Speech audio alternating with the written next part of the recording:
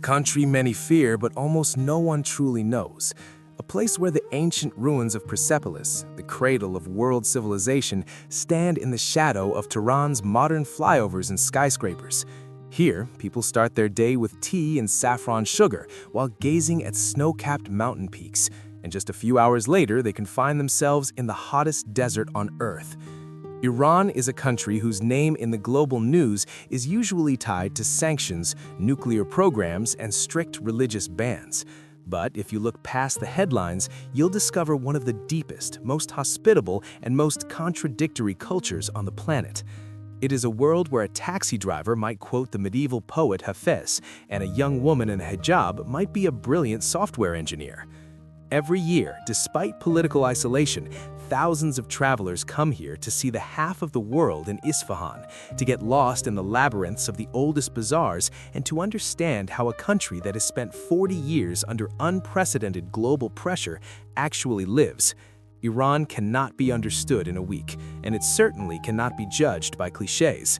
Today, we embark on an epic journey. We'll dive into a history that began 2,500 years before the first European states even emerged. We'll explore how the resistance economy works and why Iranians are not Arabs, but a people with a completely different identity. We'll have an honest talk about the cost of living, safety rules, and the hidden mechanisms that allow this state to not just survive, but to project its power across the region. Make yourself comfortable. This is the story of modern Persia. To truly grasp what Iran is, one must first set aside the modern name and remember another, Persia. The history of this land is the very bedrock upon which both Eastern and Western statehood were built.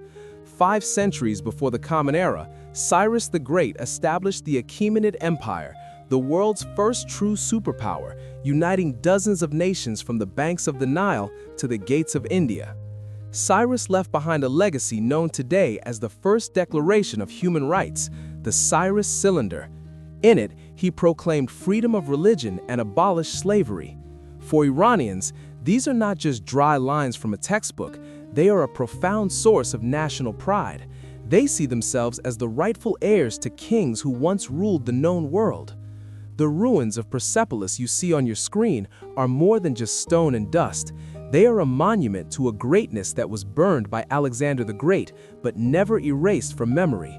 Iran has endured the Greeks, the Arabs, the Mongols, and the Turks. Yet, the genius of this people lies in their resilience. Even when conquered, they managed to conquer their invaders through the sheer power of their culture.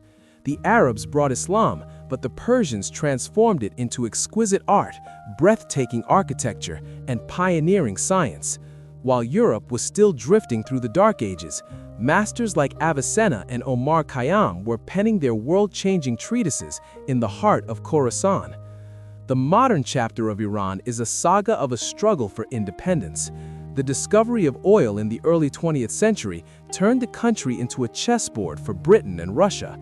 The Pahlavi dynasty attempted to mold Iran into a second France, filling the streets of Tehran with miniskirts, Western universities, and a formidable army.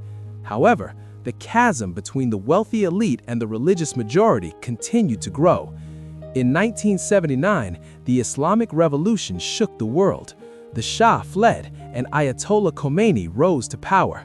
Iran became an Islamic republic, a unique political entity where theocracy intertwines with elements of democracy.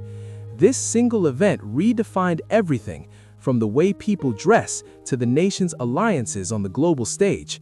Since then, Iran has lived in a state of constant friction with the West, forging a specific national character, one that is fiercely proud, deeply guarded, and incredibly resilient. How does a nation, severed from the swift banking system, starved of Western technology, and cut off from foreign investment, not only sustain 85 million souls, but forge its own missiles, automobiles, and even satellites? The answer lies in a single phrase: the resistance economy. Iran sits atop a literal gold mine of natural wealth. It holds the world's second largest gas reserves and the fourth largest oil reserves. The towering rigs of the Persian Gulf are the nation's beating heart. But sanctions have forced Tehran into a corner, teaching them a hard lesson. To survive, they had to learn to process every drop of those resources within their own borders. Look at the streets of Tehran. Almost every car you see is an Iran Khodro or a Saipa. These are domestic brands. Against all odds, Iran remains among the top 20 automakers on the planet. Yes, these cars might feel like echoes of a bygone era, but they are homegrown, and this philosophy permeates everything. In an Iranian supermarket, you won't find an American Coca-Cola. Instead, you'll find Zamzam, a local alternative so close in taste you can barely tell the difference. There is no McDonald's here, but you will find Mashdonald's. Iran has constructed a parallel reality, a world where Western giants have been replaced by local shadows. But there is a darker side to this resilience: the currency. Driven by relentless inflation, the Iranian rial is one of the weakest currencies on earth. Here, prices can shift by the week, if not by the day. For a foreigner, it's a hall of mirrors. The official exchange rate might say one thing, but on the black market, a dollar costs 10 times more. Every Iranian has become a self-taught economist by necessity. To escape the vanishing value of their paper money, people pour their life savings into gold, real estate, or Persian carpets. You see, Iran is more than just oil. It is saffron and silk. 90% of the world's saffron is harvested here. A single kilogram of this red gold can command thousands of dollars. And the Persian carpet? It's not just decor, it's a high-stakes investment. A genuine hand-knotted masterpiece from Kashan or Isfahan only grows more valuable with the passage of time. In the ancient bazaars of Tehran, carpets are traded like blue-chip stocks. Behind them stand dynasties of merchants who control vast, unseen empires of wealth. This is the economy of shadows and survival. This is Iran. Most people picture Iran as a vast sun-scorched void, an endless desert dotted with the occasional oasis. But that is a mirage. The reality of Iran is so diverse, it is often called the land of the four seasons. It is a place where, on a single day in January, you can carve through the powder of the Alborz Mountains on skis and by evening plunge into the warm turquoise waters of the Persian Gulf. To the north, along the shores of the Caspian Sea, lie the Hyrcanian forests. This is an emerald world, a true jungle where humidity clings to the air at 90%. Here, tea plantations carpet the hills and rice paddies mirror the sky. In these mists, Iran looks less like the Middle East and more like northern Italy or the highlands of Vietnam. It is the sanctuary of the Tehranis, a lush escape from the suffocating heat of the capital. At the heart of the nation, the Zagros Range and Mount Damavand pierce the clouds. Rising 5,610 meters, Damavand is a snow-crowned giant, visible even through the haze of Tehran. For Iranians, this isn't just a mountain, it is a sacred sentinel, immortalized in poetry, a symbol of unyielding spirit and ancient pride. But then, the landscape shatters into the Dasht-e-Lut. This is a scorched wilderness where scientists have recorded the highest surface temperature on Earth, 70 degrees Celsius. Here stand the Kaluts, monolithic sand castles sculpted over millennia by the hands of the wind. At sunset, the Lut doesn't look like Earth, it looks like the desolate reaches of Mars. It is a realm of absolute silence and primordial beauty. Finally, the journey ends in the deep south, on the islands of Keshm and Kish. This is the home of the people of the sea. On Kesh, you'll find canyons that look like the backdrop of a science fiction epic, and ancient mangrove forests rising from the tides. Nearby, Kish Island rises as Iran's answer to Dubai, a free trade jewel of luxury hotels and azure shores, where the air feels a little lighter and the rules a little softer. The nature of Iran is a hidden treasure, a masterpiece of contrast that the world is only just beginning to discover. But the true soul of Iran, its most profound treasure, is its people. Forget everything you've heard about aggression or hostility. Iranians are among the most educated and hospitable people on earth, but their kindness is governed by a complex, invisible social dance known as tarof. Tarof is the ancient art of etiquette, and it can drive a foreigner to distraction. If you try to buy a loaf of bread, the baker might insist, "It is free, you are my guest." He will say it once, then twice, but by the third time, you are expected to pay. It is a ritual of selflessness, a delicate game designed to place the other person above oneself. In Iran, total strangers may invite you into their homes, serve you their finest meal, and offer you their softest pillows, simply because in their culture, a guest is a gift from God. Iran is a nation of the young.